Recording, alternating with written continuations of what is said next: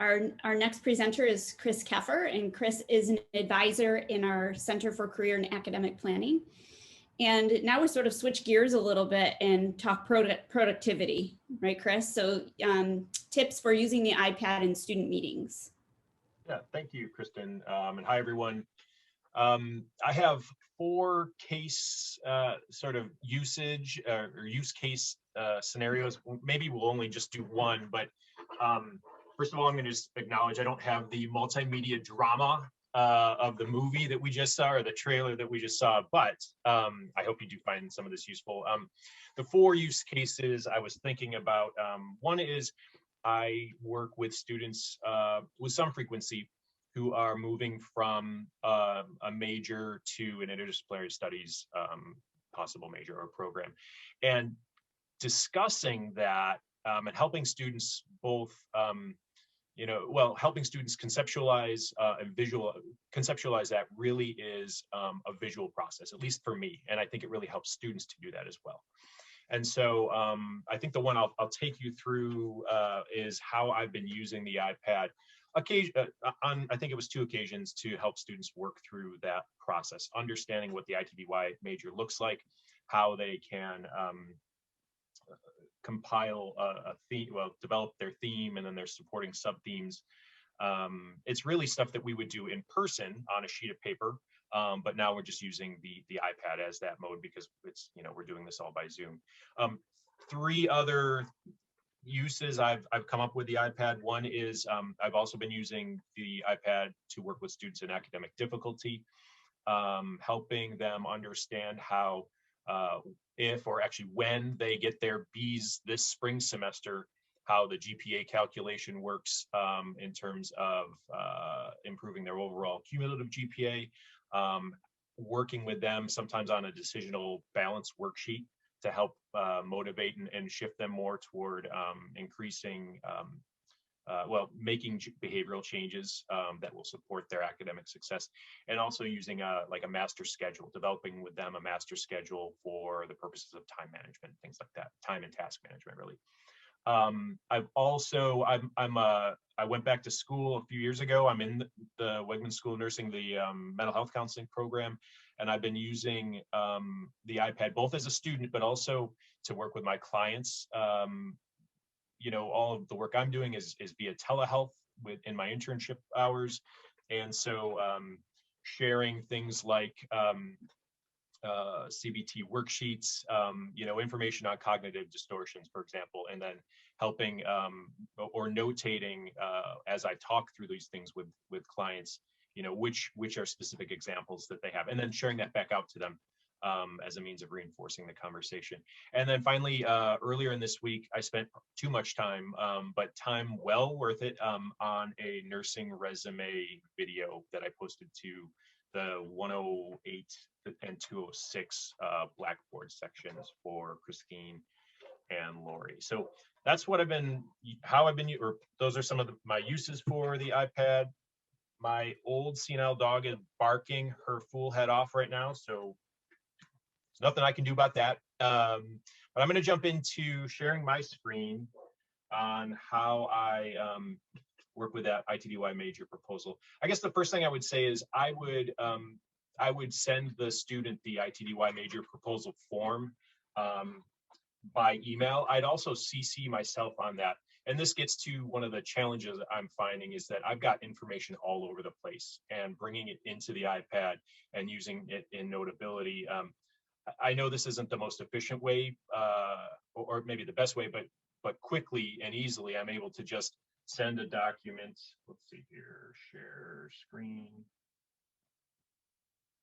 and then grab it from my email. You probably all know how to do this, but so I would go to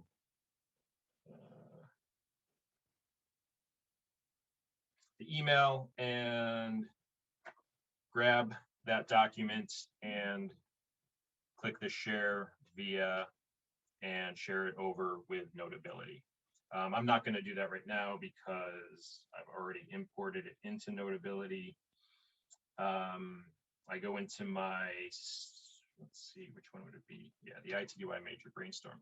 When I imported this document into Notability, it got a little funky in terms of the coloring and so on, but I'm not concerned about that. It just gives me an opportunity to explain what the structure of an ITDY major looks like with the student.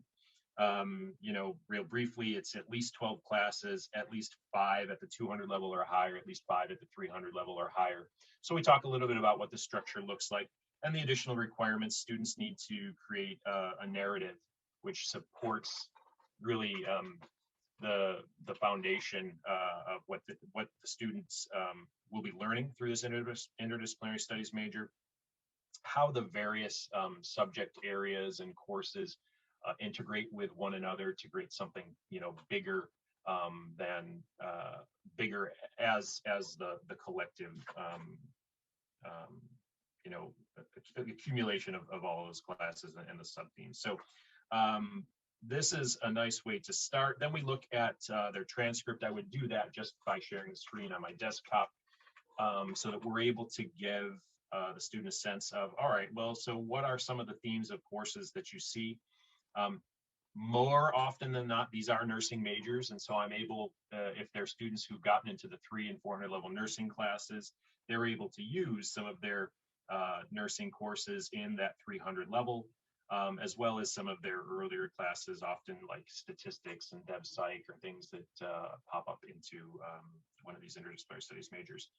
But then we start talking about, you know, so what are these themes and how do they work together? And I usually use a Venn diagram as a way of helping students understand what's going on here. Very often with students from nursing, they're interested in the helping professions. They may also have some interest in public health. They may also have some interest in business. And so what we do is we work through, at least in terms of this student, we were using courses. Let's see, some of these would be new courses. Let's see here, yeah.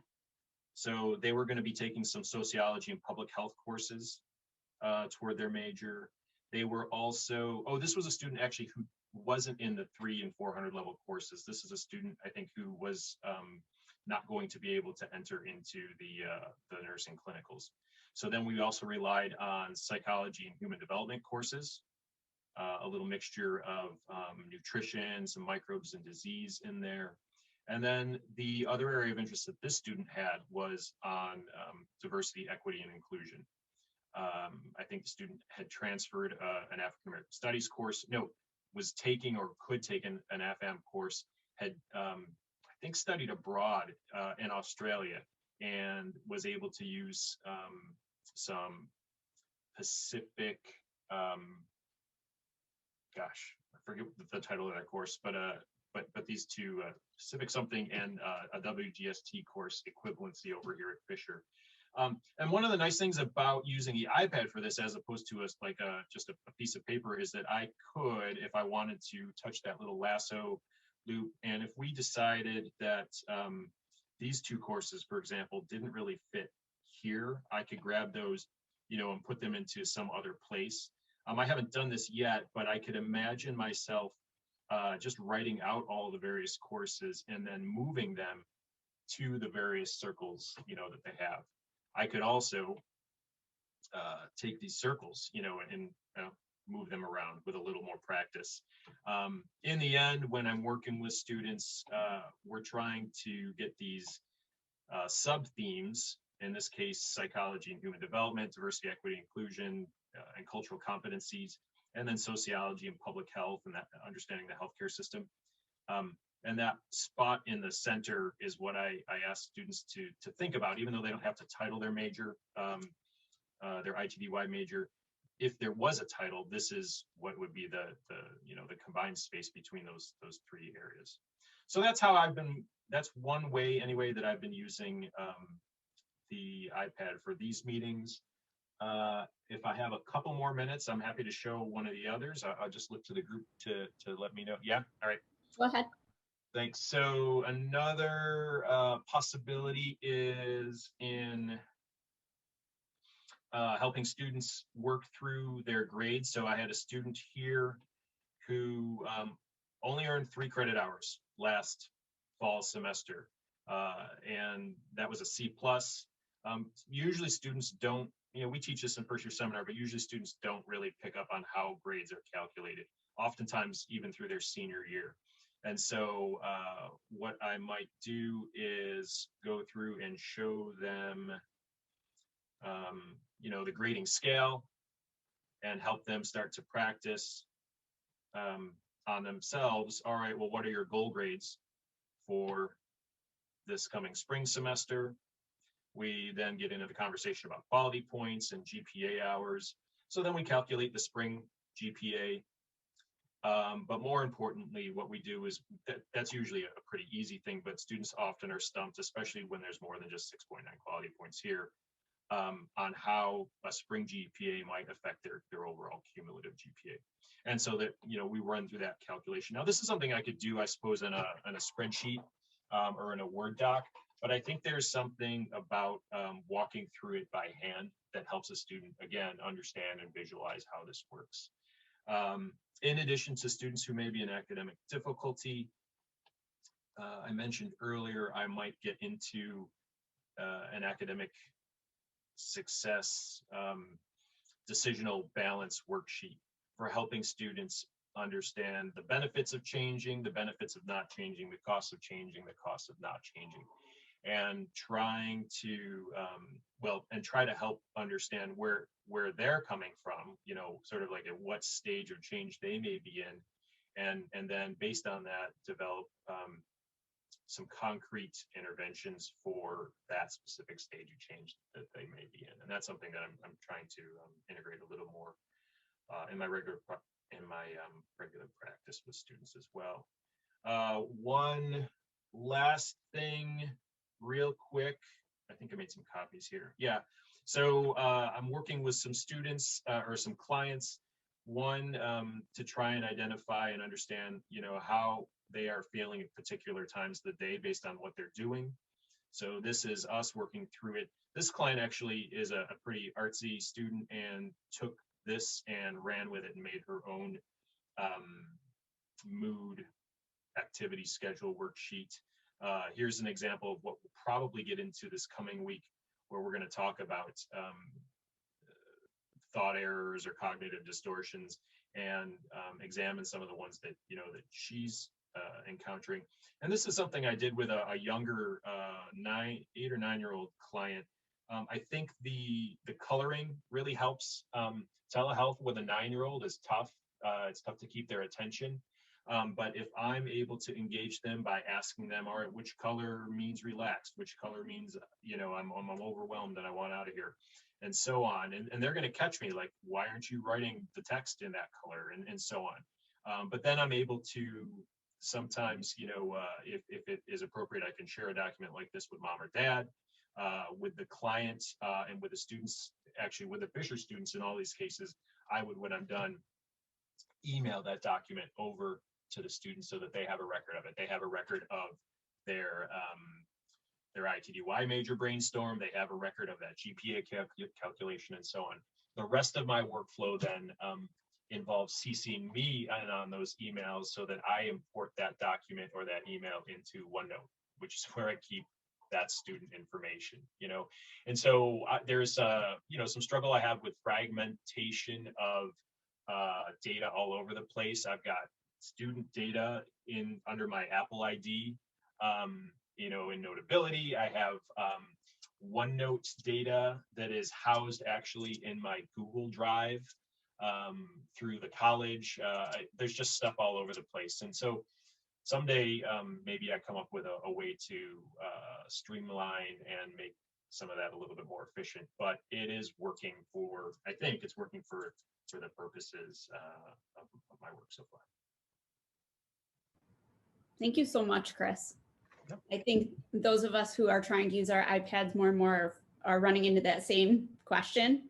And so I'm sure, even if we have time today, can brainstorm together, how we are all sort of trying to streamline that workflow and where we save things for sure.